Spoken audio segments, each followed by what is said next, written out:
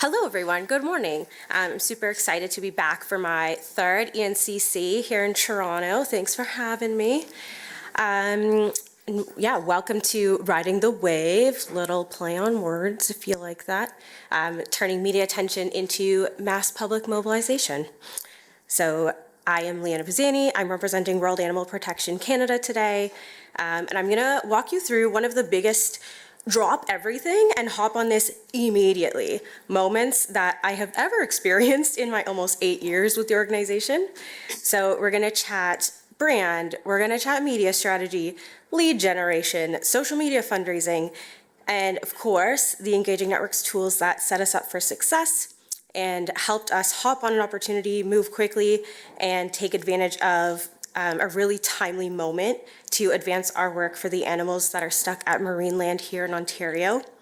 That was through a combination of lead generation and multi-channel fundraising campaign.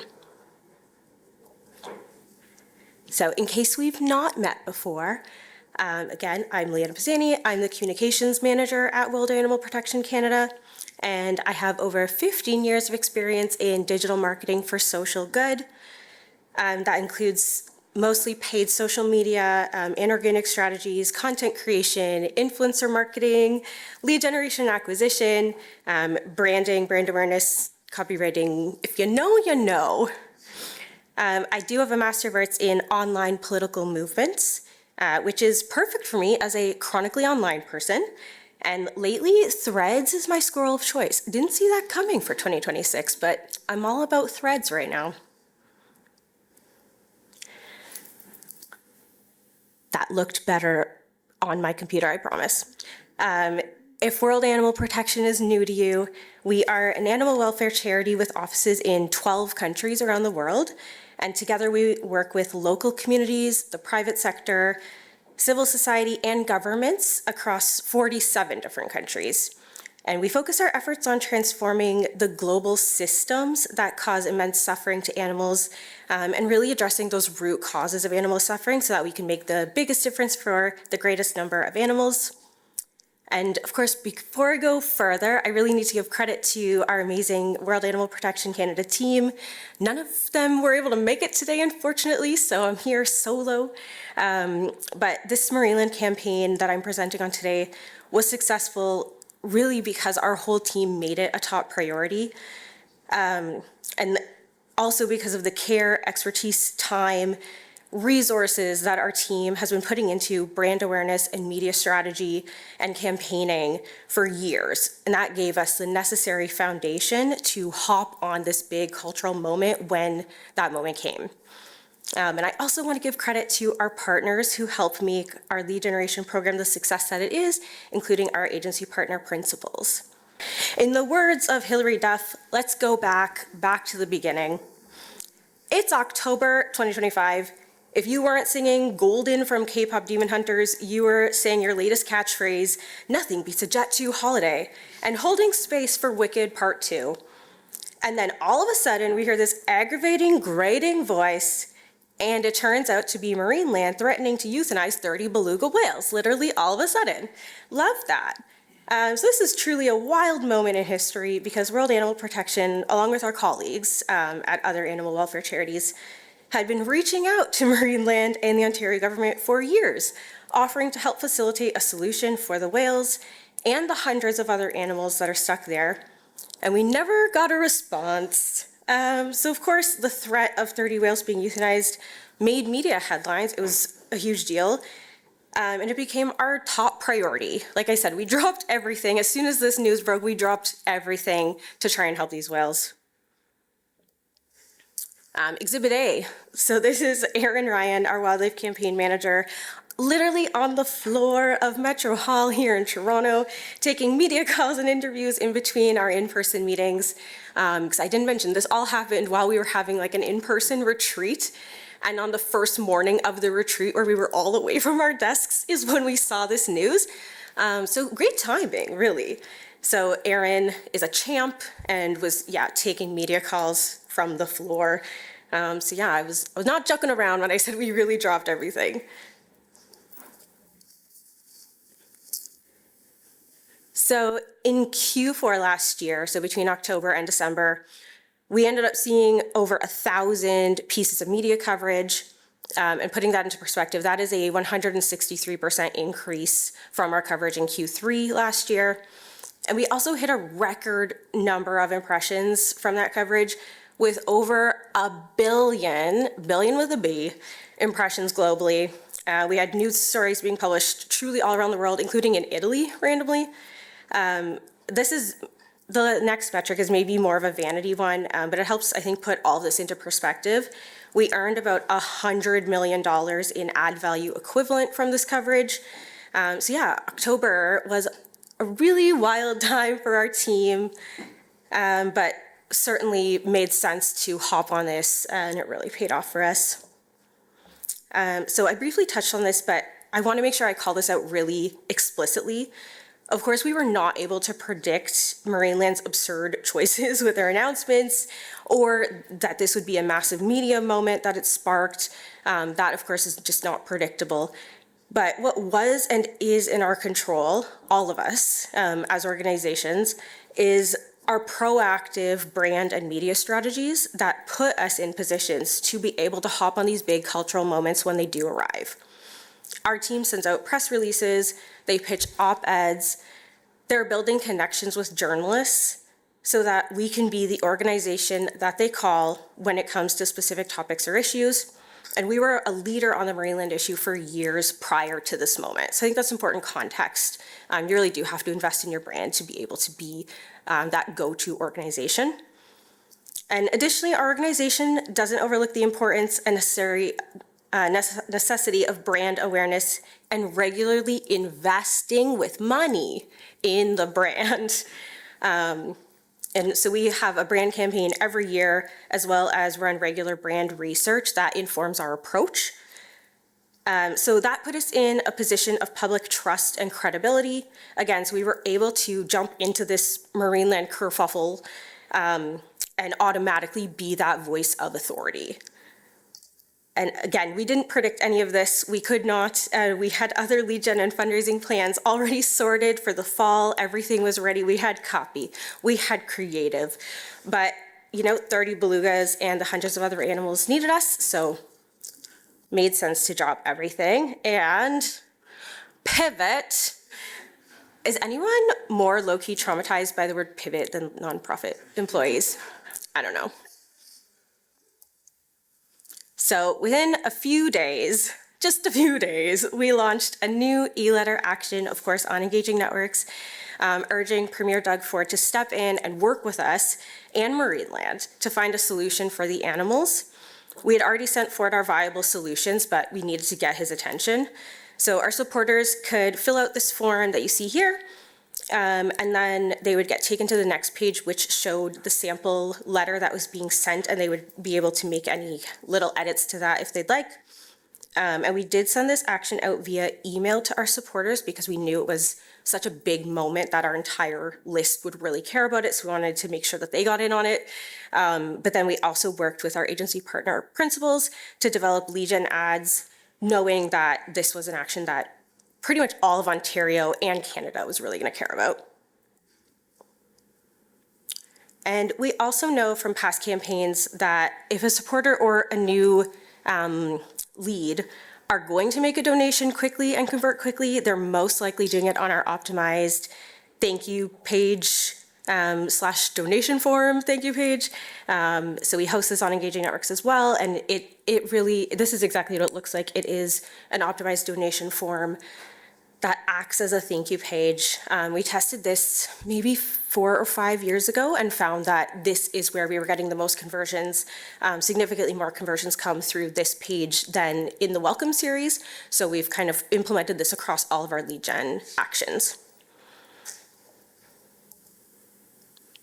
And as we all know, the action itself is really just one step in the supporter journey, usually just that entry point. So to give some context of what happens next for this campaign, I just wanted to highlight some of the other touch points in the journey and some of the other opportunities that we have to try and convert those supporters into donors. So we do, of course, have an Engaging Networks marketing automation set up as a welcome series. We also add folks into our monthly e-newsletter and like any cultivation support or updates, broadcasts, and then we also funnel these leads into telemarketing throughout the year regularly. We kind of have a system lead gen to telemarketing. And then we also put them into our e-appeal list, and we do try to match up the lead gens that are running with the appeals that we have planned so that there's some sort of content cohesiveness. Doesn't always work out exactly, but we knew we were going to do a Marineland Giving Tuesday campaign as well. That was part of the massive pivot. So it worked really well that we were able to funnel them into the e-appeal list as well.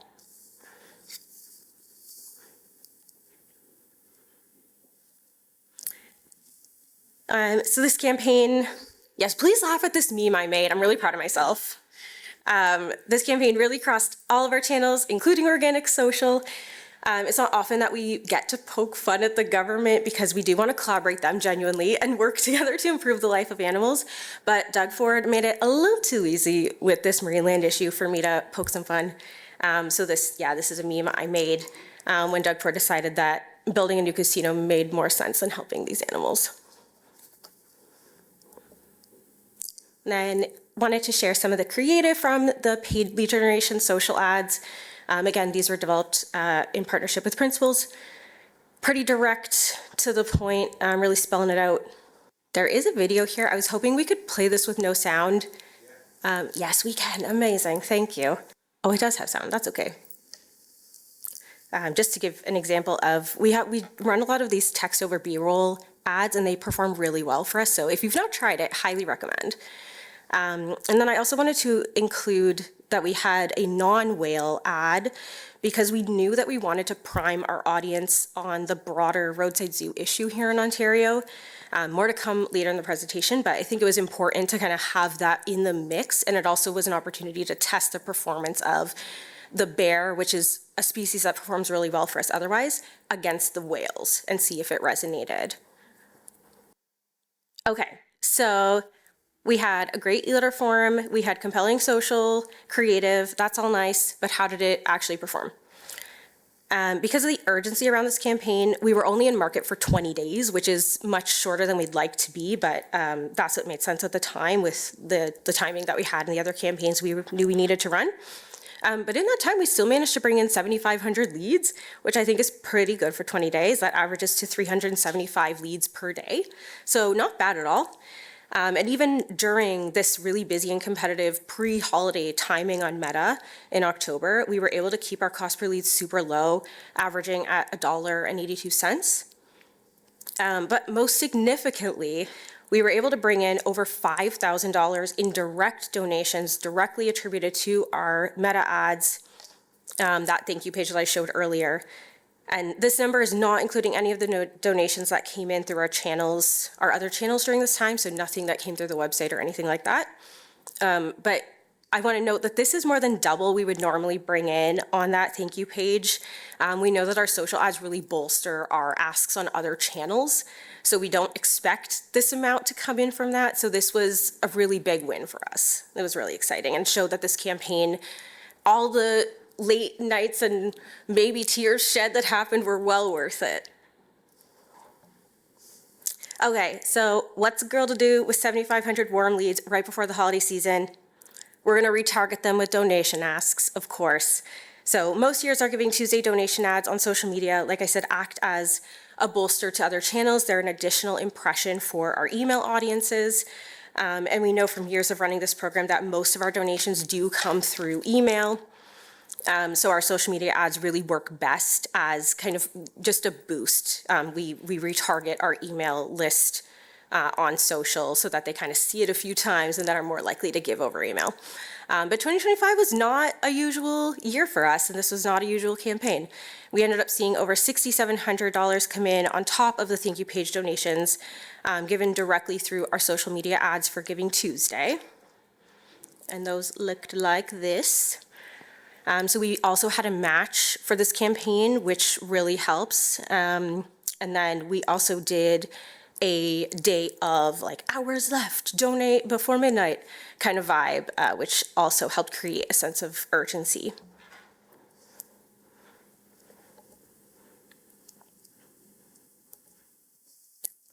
So as marketers and fundraisers, we're always looking to repeat success and build on our wins. The Marineland campaign was a massive win for our team, and we can largely thank that media spotlight that we were thrust into, as well as our reactivity, jumping into action and completely redoing our fall lead gen and Giving Tuesday appeal. Of course, while we can't manufacture external factors like billions of global media impressions, I think there's still a lot that we can learn from the success of this campaign. So first, I'm saying it again, invest in your organization's brand. You really have nothing without public awareness, trust, and your brand credibility. Next, be proactive. From proactive traditional media to organic social media, pitch your organization and develop content consistently as the expert on key issues. Make flexibility and reactivity a habit. Is it kind of annoying to have to make a massive pivot? Yes, it really is. But does it usually pay off? Yes. If your expertise and your instincts are telling you that a cultural moment, a media moment, a campaign update is worth jumping on, then it's probably really worth it.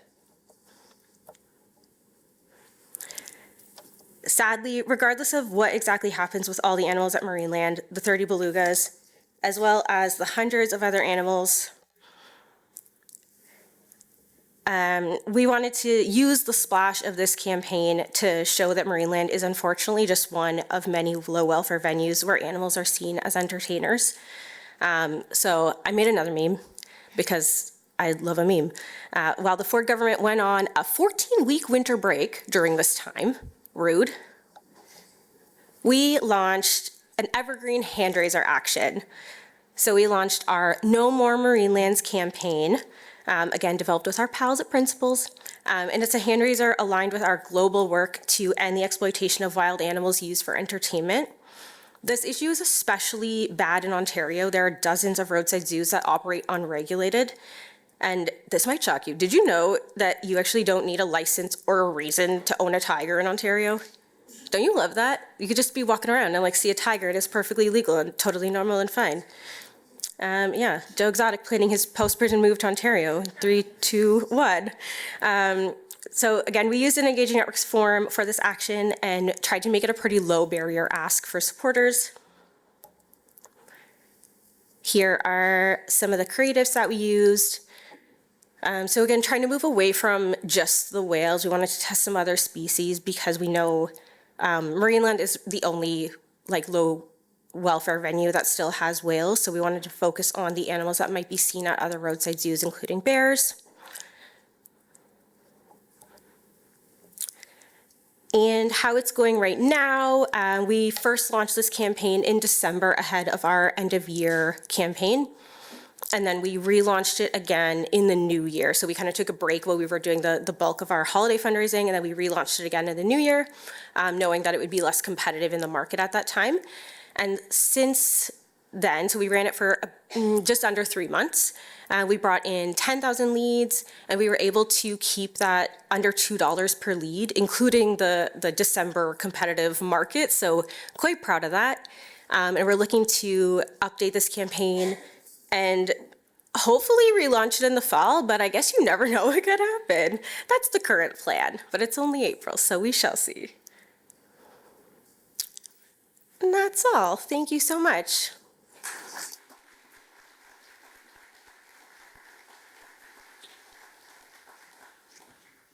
Hello. All right. Thank you so much. I really love that campaign. Thank you for doing that work.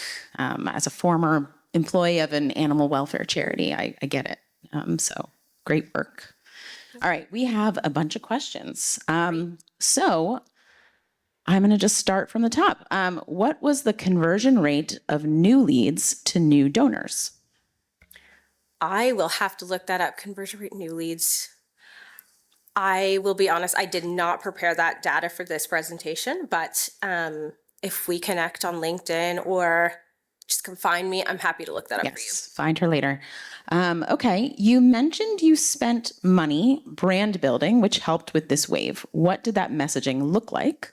Was there a call to action or more of an awareness play? You may have spoke to that a little bit after they asked this question, but. Yeah, just a smidge. But yeah, I can give a brief overview of what that looked like for us. So all of this was led by Beth Sharp, our communications director. Back in 2021, we engaged an agency to support us in running some focus groups.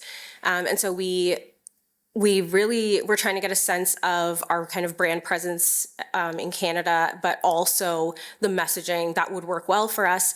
And back in 2021, we ended up with a message that was, I think, probably influenced by the pandemic, and it was more of the campaign was called The World Can't Wait. And so it was really about trying to build on what was happening because of the wildlife trade and try to really integrate animal welfare into the other causes that were getting a lot of attention, rightfully so, at that time. And then we went back out and did additional research about a year to 2 years later, and we found that people were missing a sense of community and a sense of hope, which makes sense. I think living through the pandemic and kind of feeling that urgency around so many things that were directly impacting our lives, people wanted to feel a sense of hope, like, I can do something and things will get better, even though I'm just one person.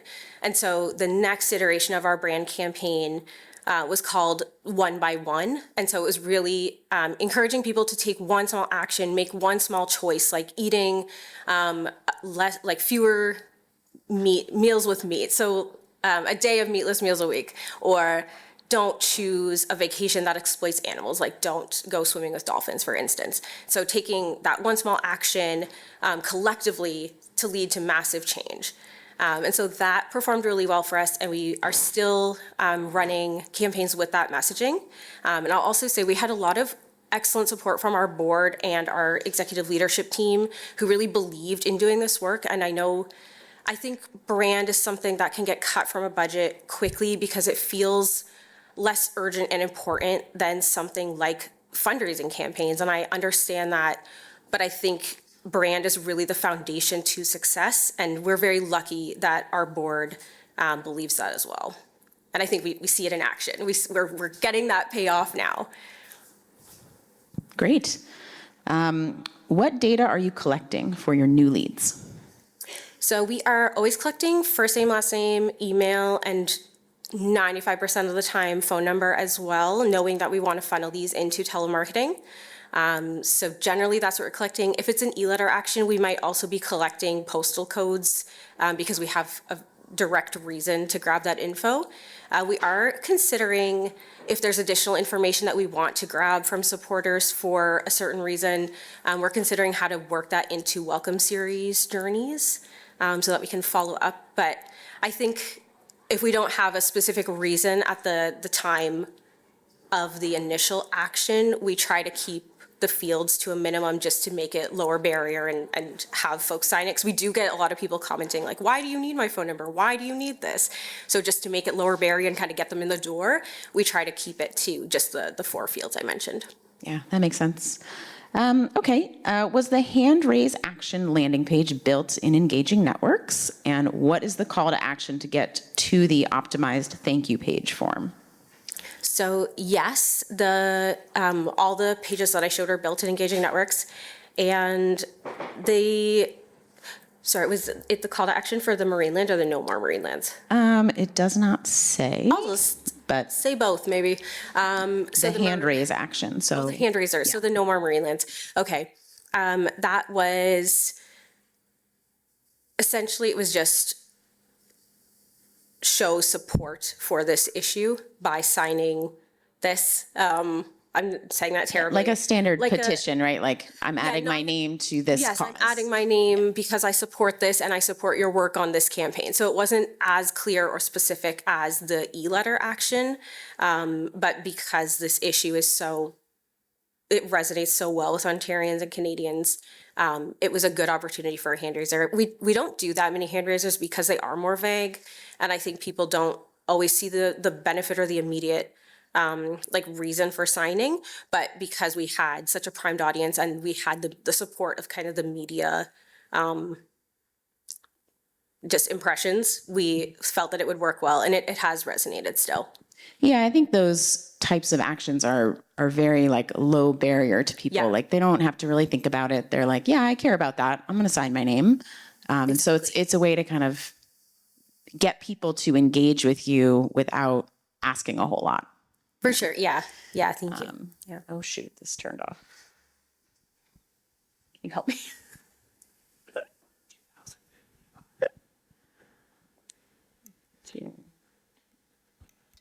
Oh shit. Sorry.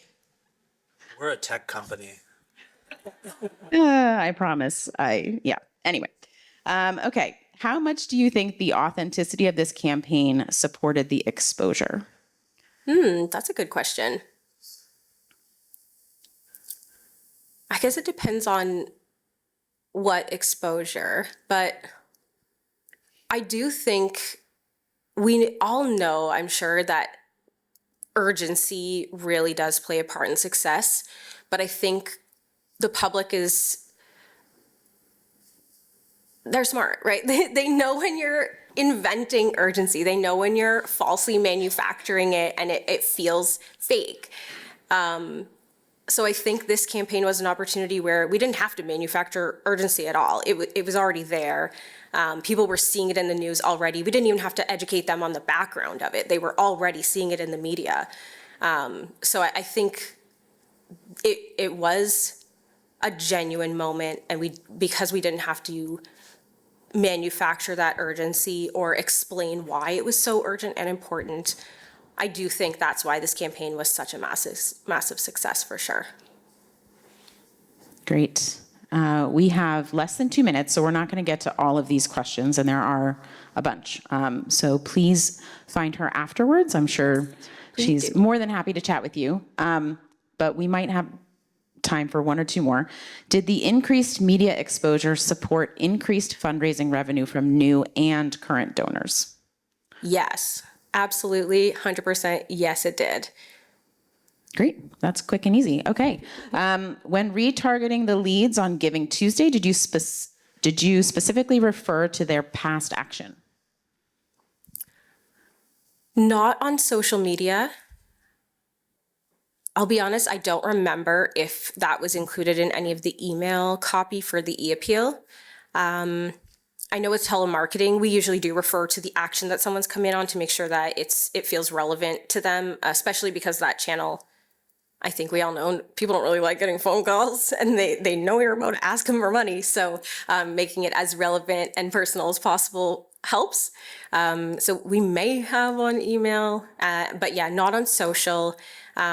We just we are able to, upload our customer list and retarget folks. And I think with social, you don't have to worry as much about making that connection. I think people are more used to seeing ads in that environment. I don't think it's as important as it is on other channels. Yeah, great. Okay, that is all we have time for. Like I said, please find her if you didn't get your question answered. But let's give Liana a round of applause. Thank you so much.